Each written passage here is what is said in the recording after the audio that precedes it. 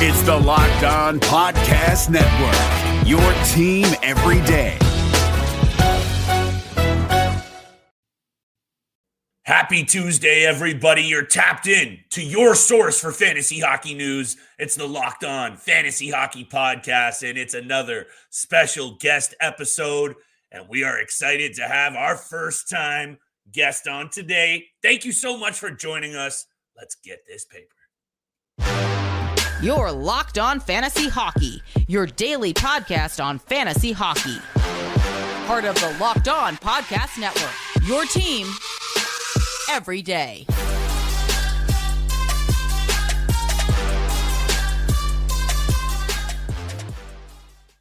And here it is, the Tuesday episode of the Locked On Fantasy Hockey Podcast. Thank you so much for making us your first listen every single day. Today's episode is brought to you by FanDuel. Make every moment more. Right now, new customers get $200 in bonus bets if your best bet of $5 or more wins. Visit FanDuel.com/LockedOn to get started.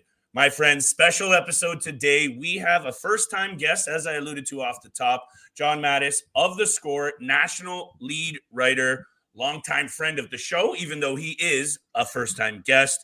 Excited to have you on today, John. We're going to pick his brain about all the top topics. Make sure you're checking out his work on the theScore app and on Twitter. John, thank you so much for joining us. Really appreciate it. Hey, fellas, no problem. Let's chat. Let's chat indeed. You know, here on this show, fantasy hockey, betting in Canada, Ontario especially, it's exploding. We need to have our eyes on what's coming up next. Young players, you have a piece out, very good piece about JJ Peterka, a very intriguing young name himself. I need to ask you about some of these young guns you have your eye on. Maybe a player we haven't heard about, maybe we have. Who you got your eye on to really make their mark in the NHL over the next, I don't know, year or two per se? Well, let's talk about Dmitry Voronkov of the Blue Jackets here. A bit of a deep cut as far as maybe not coming to mind immediately, but based on the eye test, this guy is incredibly smart, very sound positionally, and out of the three Russians that they have there at forward, Chinikov, Marchenko, and Voronkov. I think Voronkov's going to be the best player. He's the least experienced out of those three. Yeah. He just came over this year. He's still learning the language. I mean, if you go into the Columbus Blue Jackets dressing room right now, Kirill Marchenko is actually translating for Voronkov. So cool. That gives you kind of a feel for where he's at culturally. So the fact that he's really still trying to settle in, and I believe earlier in the season, he debated going back to Russia. Yeah. That's how bad it was off the ice for him.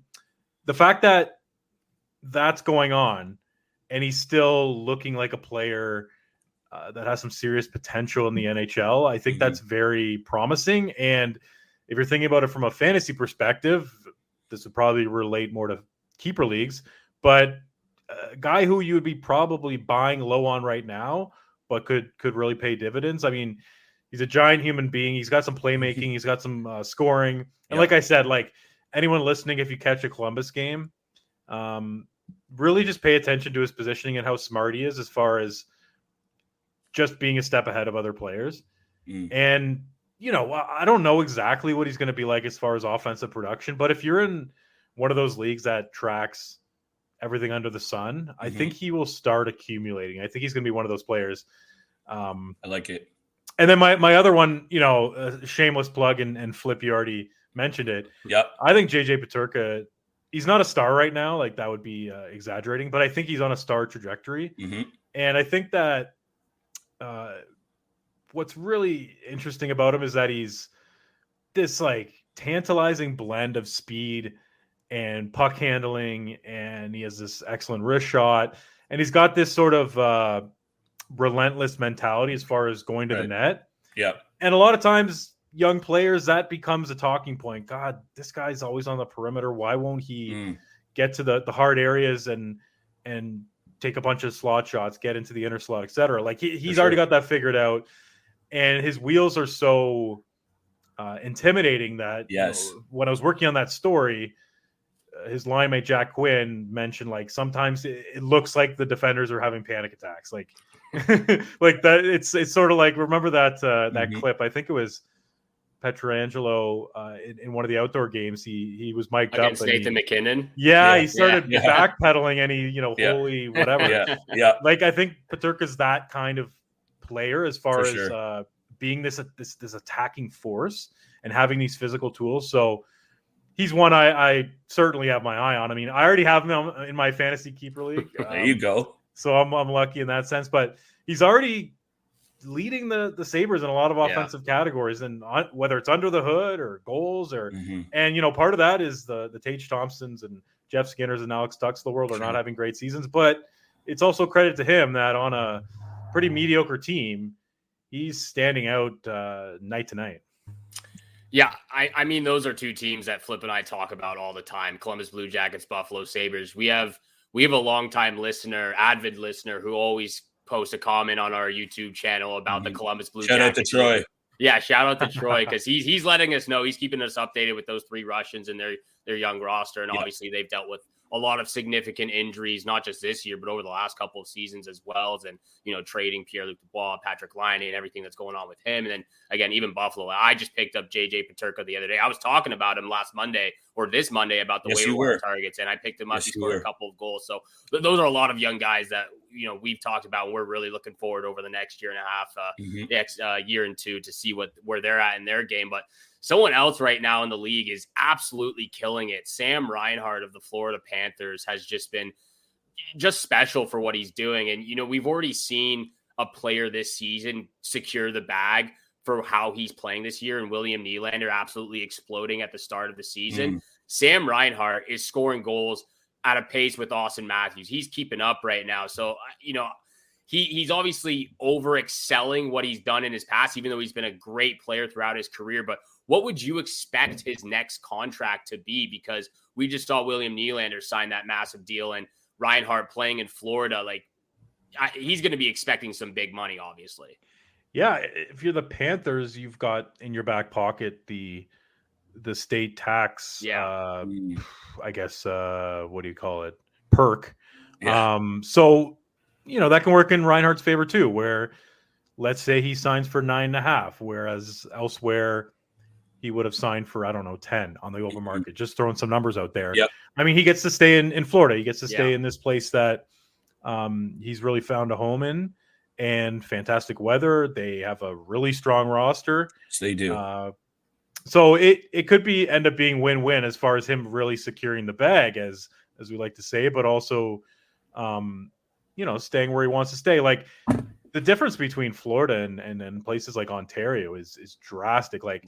If I recall correctly, when Nylander signed at 11.25, or is he 11.5? Correct me. I think he's 11.5. Okay, 11.5. So 11.5. I remember, I forget who it was. It was someone who knows this type of stuff, the accounting. Yep. They tweeted that Matthew Tkachuk at his number in Florida is going to take home more than Nylander in Toronto. So that's like a $2 million difference per year. That's wild. Yeah. So you got to remember that, like where he is, where Reinhart is, that's going to work to Florida's advantage. And 27.6% shooter right now. That's a wild number. That's crazy. And 20 of his goals on the power play. Yeah. All of that said, I think what he's doing is fairly legit. Not all of it, like let's just say 85% legit or 75% legit. Like, he's such a player's player. I mean, always has a stick on the ice. He always stops at the net. He forechecks hard. He backchecks hard. He's very strong on his skates. Very good stick as far as getting in the lanes. Like a coach's dream. Really good shot. Great off the cycle. So, I mean, he's in his prime. So if he were to break out in this major way, it makes sense. It's not like he's a rookie putting up these crazy numbers. True. Clearly, a guy like Alexander Barkov is impacting what he's doing here, but there's no denying that he's been massive for Florida. I mean, I just looked it up before we got on. Sam Reinhart's 37 goals account for 23.4% of all of Florida's goals. So he's roughly scoring a quarter of their goals this year. Mm-hmm. So yes, is it lucky? Yes, is it all coming together for him at the right time? Of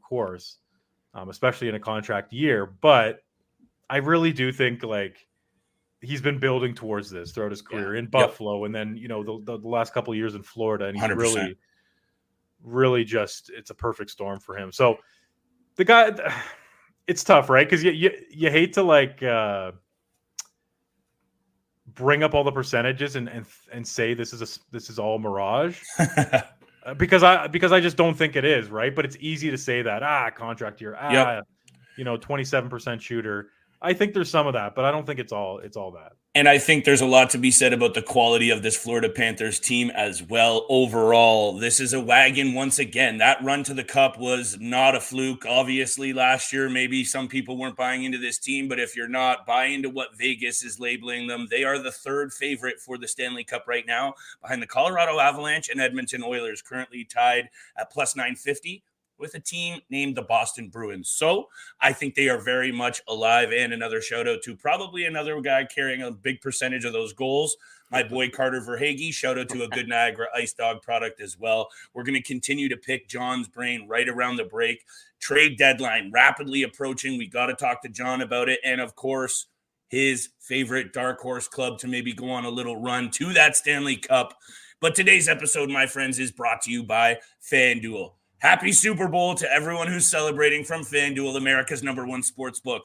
If you're like us on this show, Super Bowl Sunday is all about scoring the best seat on the couch, grabbing your favorite snacks, and placing some super bets. Make sure you're grabbing those wings, snacks, maybe a wobbly pop or two, making bets on the Super Bowl. It doesn't get any better at FanDuel. So many ways to end the season with a W or 2 or maybe 3. Which players score a touchdown in Super Bowl 58?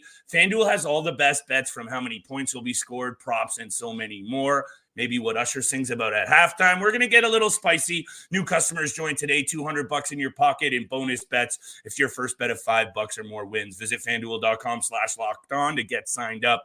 That's FanDuel/lockedon to get signed up. Make every moment more with FanDuel, official partner of the NFL.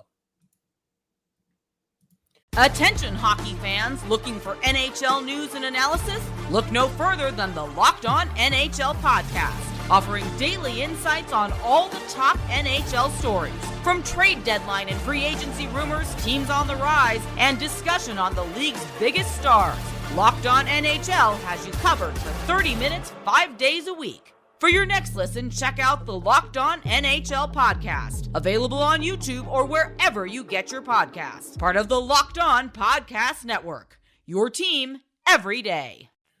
And thank you so much for making the Locked On Fantasy Hockey Podcast your first listen every single day. Make sure you go over to YouTube, check out Locked On Sports Today. They're here for you 24/7, the first ever national sports 24/7 streaming channel. They're here for you 24/7, covering the top sports stories of the day with local experts of Locked On, plus the national show. So make sure you go over there and tune in, subscribe to this channel as well. Again, special guest, John Matisz of theScore. Thank you so much for being here. We got a lot more questions to ask you before you head out. Flip, trade deadline. What you want to talk about there?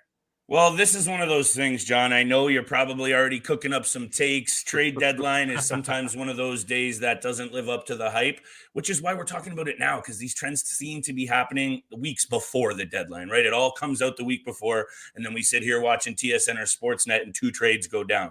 So I need to get ahead of the curve now. I feel like there's a lot of teams in holding patterns. We all know goaltending every year. Shocker, teams are looking for goaltending. I feel like there's a couple of teams maybe holding up some domino effects. I've mentioned maybe Detroit. What clubs are you looking at that you think are going to be the most active come March 14th? Is it? Something like that. I think it's March 8th. There you go. Thank you. Flip's not too good with the numbers. Yeah, the numbers aren't my strong suit, John, but that's okay. That's why you're on. Yeah, we've got you covered here. Thanks, brother. The most active. I think there's a potential for Boston to maybe make some noise here. I just feel like they're kind of playing with house money. That sounds like an insult, but you lose Krejci and Bergeron and for sure, and Hall and Bertuzzi and Orlov, all these guys off the roster in the summer. Even internally, they had to think maybe not a huge step back. Maybe they had more faith than we did on the outside, but you had to think with Charlie Coyle and Pavel Zacha 1-2 at center, that they would take, whatever, a decent step back. But it hasn't really happened. Obviously, they weren't going to replicate their President's Trophy season. Mm-hmm. That was a one-off, even if they had kept everyone. But here they are, near the top of the East, if not at the top. And you still wonder a bit about the center depth. I think that Coyle's been more than competent. Yeah, he's been overachieving a bit. I'd say, but he's been solid. I think Zach is probably a number 3, so they're still missing that other top 6 center. And I don't know. I just feel like they must internally think that this is a year that they again can't screw around with. For sure. Yeah. And I realized I hedged this question, so let me reframe it because it was originally about the players that I think will be on the move. So let me also, now that you've answered my first question, I'll throw you a curveball once again. The 3 players, back to the original question, guys that you think will be on the move, pieces most likely that in your mind will be on the move. Well, I mean, I think Elias Lindholm is just, there's going to be a huge frenzy for him. Normally there would be just a player of his caliber being available. And we're just assuming he's available. I guess officially we don't know yet. But you look at Winnipeg, you look at Colorado, 2 teams that are by all means buyers of the deadline. They need second line centers. And this does obviously trace back to Boston there, Flip. So look at this. This is synergy. First time we've ever podcast together, and we've got a shared brain, basically. And you know what? Seriously, those are the teams that I would have pegged myself because also, let's be honest, the teams that have the capital is one thing, but the teams that are on the cusp of winning, and I think all 3 of those clubs are right there at the top, not even Vegas, just the eye test of who is going to be there in the end. But I also right on the money with the Bruins. They always make a relevant move right ahead of the deadline, all the way back to, I can't even remember when, but it seems like that's one of those squads that does it. So I'm on point here with you 100%. Well, and I find Winnipeg a really interesting team in that mix that we've mentioned, because one, I think that Lindholm would be excellent in their 2C spot. 2, I wonder what Lindholm would think about it, because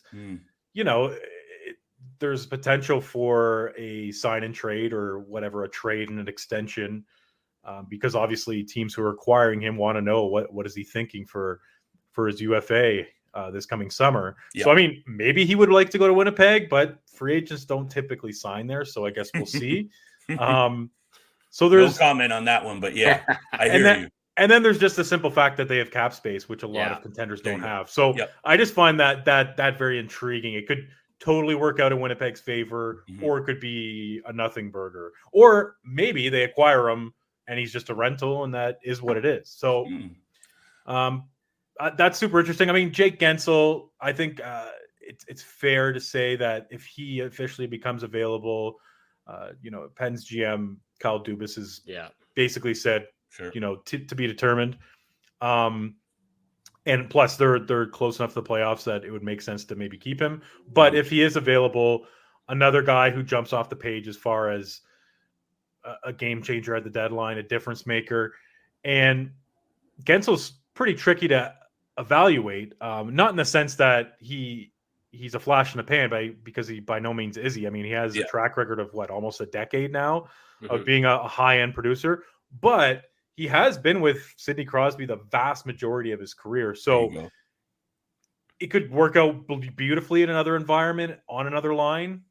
There's no denying that has the hockey IQ, has the skills to do that, but we also just don't know what that looks like because he's been so tied to Crosby. So I find him super interesting, and obviously the market on him would just explode for sure. Especially because, I mean, he's making $6 million. Like, obviously that's more than Lindholm. It's not a small amount, but it's also, he's not a $9 million player.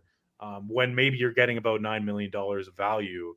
Good point. If you really think about what he brings to the table. So those 2 guys really jump off the page. And then if I'm going to throw a defenseman in there, Noah Hanifin would be a really good number 3 defenseman on a contender. So we'll see what happens there. Might be the best Leaf defenseman if that were to happen, but I see Chris Tanev more as a fit for the Leafs. But we're not going down that angle today, John. Steele, you want to take us to break, and we'll wrap up with John after the break? You take us where you want to go here, brother. Thank you again so much for joining us, John.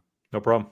Yeah, I just got one quick question before we get to break. Obviously, the trade deadline, that's where, buyers, sellers, teams outside of a playoff spot are trying to get a little bit of a boost, hopefully to get into a wild card spot. So that's where I want to head to right now with this question. Teams that are currently outside of a playoff spot, one team or multiple teams, if you have some in mind, who do you think, which team outside of a playoff spot do you think could potentially finish the regular season in a playoff spot and potentially go on a run? For me personally, Flip knows this, I am right there behind the New York Islanders, especially now getting Patrick Waugh behind the bench. I think they do have everything in the making to be a playoff team and go on a run. They've got the goaltending. Noah Dobson's having an absolutely electric season so far. And obviously, I'm a huge fan of Bo Horvat and Matt Barzal too. So I've got the New York Islanders as a deep threat if they get into the postseason. But who do you got? I mean, I think the Islanders was a tremendous choice. I'll go with the Devils. They haven't really gotten their crap together all season, whether it's injuries or their goaltending is what it is. Poor goaltending. But their forward group on paper is, I don't know, top 5 in the league as far as dangerous players and finishers and whatnot. I think their blue line on paper looks very good. So I think that they would be the one team where if they end up in the wild card spot, they could do some damage, go on a run to the Cup final, and I don't think we'd be that surprised, because even if their goaltending doesn't scare anyone right now, we know how volatile that can be, and you can catch fire for a couple of months. And plus, hey, they could add a goalie at the deadline. We don't know. Out west, though, I mean, Arizona's kind of feisty. I think wow. they're organized under their coach there.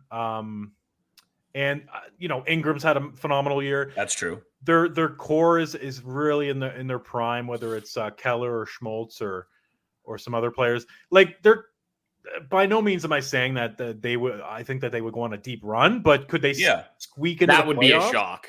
Yeah, I see it. I could see it though. There's a lot to like about that team, and obviously the arena thing. But sidebar. Have you ever been down there yet, John?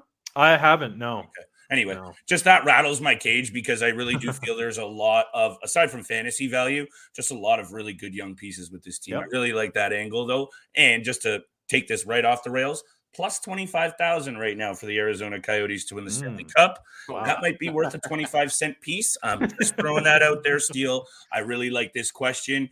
John's got a couple of minutes left here. Maybe we'll squeak in one more question right after the break and let him run. Yeah, one last question, but just to reel back a little bit for the New Jersey Devils. I agree with that, but they got to make sure Jack Hughes is fully healthy and ready to go, because that's a player that's dealt with a couple of injuries over the last few seasons. We'll get one last question in with John and then finish up with big time bets. But first, this episode is brought to you by eBay Motors. Passion, drive, and patience. What brings home the winning trophy is also what keeps your ride or die alive. eBay Motors has everything you need to maintain your vehicle and level it up to peak performance. From superchargers, roof racks, exhaust kits, LED headlights, and more, whether you're into speed, power, or style, eBay Motors has got you covered. And with eBay Guaranteed Fit, your part is guaranteed to fit your ride every time or your money back. Because with eBay Motors, you're burning rubber, not cash. With all the parts you need at the prices you want, it's easy to turn your car into the MVP and bring home that win. Keep your ride or die alive at ebaymotors.com. Eligible items only. Exclusions apply. eBay Guaranteed Fit, only available to U.S. customers. And thank you so much for making the Locked On Fantasy Hockey Podcast your first listen every single day. Continue to hit the subscribe, the follow button, and leave a 5-star review. We appreciate all that love and support you show us every single day, Monday through Friday. Thank you so much for tuning in. Flip, I'll throw it back over to you for the final question with John for this episode. Super, super quick. Once again, make sure you check out John Matisz on the theScore app and on Twitter. Latest piece from John. Fire one, looking for a unicorn in JJ Peterka. Great article, good read. Make sure you're checking that out. Shout out to John. Last question. Everybody in the fantasy realm likes talking about surprises, disappointments. Obviously, it's key to the success of your squad. I think the surprises have been covered pretty well. Is there a player that you were looking at, fantasy or otherwise, John? It really doesn't matter, I don't think, because disappointments are disappointments, that you were expecting a lot more of this year? I know Jonathan Huberdeau is okay, everyone thought he'd bounce back, blah, blah, blah. I'm bored about that one. Any other disappointments that you had coming into this year, just not living up to expectations? Teams, players, or otherwise? Well, this is going to be an odd one just because he's actually going to the All-Star game, but Whoa. Jake Ottinger has been good one. I'd say like it's on a curve, right? Like a disappointment for his lofty expectations. Oh, I hear you. Like when he got named, I was like, "Is this a misprint?" It's been a bit of a tough season for him. Like Wedgwood's look quite good. Yeah. Otherwise, but the thing with Jake Ottinger is that like the pedigree's there, the technical side, the mental makeup. Like he is. I wrote about him last year, and it was a lot of like there's no real weakness with this guy because he's got the mental part figured out. Yep. He's working with his goalie coach Jeff Reese and really fine-tuning things. And he's, we had that amazing run in the playoffs a couple of years ago against Calgary, and then he was decent last year in the playoffs. Like if you were to place a Vezina bet on him before this season, I think that would have been totally fair. Yeah. I thought he was trending towards joining that, top 5 goalie in the league group.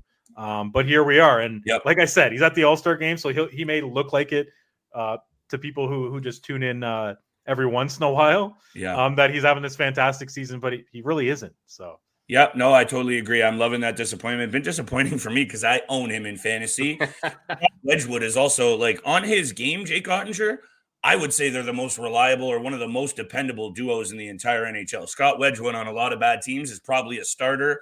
I love the Dallas Stars, and maybe, though, not a sidebar, just going to say it. Little bit of rest for Jakey boy might be a little bit of a key for this Dallas Stars team, one that I think is more than good enough to win a cup. Speaking of going on runs, John, thank you so much. Sincerely, we really appreciate it. Hope to have you back on real soon. Yeah, anytime, guys. It was fun to chat, and best of luck with everything. Appreciate it. And thank you so much to John Matisz of theScore coming on for today's episode. First time we'll have to have him back on if you guys really enjoyed it. We'll have to have him back on for sure, 100%, just because fantastic to meet the guy for the first time as well. But also, honestly, he knows his stuff. He knows his stuff. Incredible answers there. We're going to wrap up this episode, though, with big time bets. Once again, I am completely dry with the big time bets for today. I'm not betting for over the next week because it's All-Star weekend. There's not games out there. But you got to flip triple dip, I presume? Yes, sir. Same game parlay. Only 2 games on the slate, so we're keeping it tight. This is a quick breakdown, but when you look at the St. Louis Blues over the last number of games, you got to pay attention, and they're at home to a really bad Columbus Blue Jackets team. Points in 7 of their last 10 against Columbus.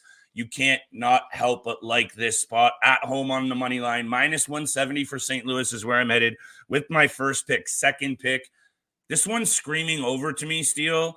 And when I dig into the numbers, 7 of the last 8 between these two have gone over the number. So I'm liking the Blues on the money line along with the over 6.5. And give me Braden Shen anytime point to cap this one off.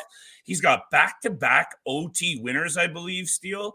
He has points in 5 straight games, including 4 goals and 2 assists. Also a little bit of a weird stat. The St. Louis Blues team, aside from playing really well, 3 straight overtime victories, 4-3 fashion. Very bizarre. Braden Shen getting it done a couple of times, riding with all of these angles in a same game parlay. Blues money line over 6.5, and hit me with Braden Shen anytime point. That's my lock of the night. Really feeling all 3 of those. Tough stretch for wagering this week, so we're keeping it tight, but those are the 3 for tonight. I knew the Shen anytime point was coming because you were hyping him up the other day, and he's been red hot, so you got to go with the hot hand right now. Thank you so much for making the Locked On Fantasy Hockey Podcast your first listen every single day. Once again, go to YouTube, check out Locked On Sports Today, the first ever national sports 24/7 streaming channel. They are here for you 24/7, covering the top sports stories of the day with local experts of Locked On. So make sure you go over there and subscribe. Subscribe to this channel as well, Locked On Fantasy Hockey Podcast. Thank you so much for tuning in for today's episode with Flip and I. Have a great day. Good luck with all your bets out there tonight, and we shall see you back here again tomorrow. Peace.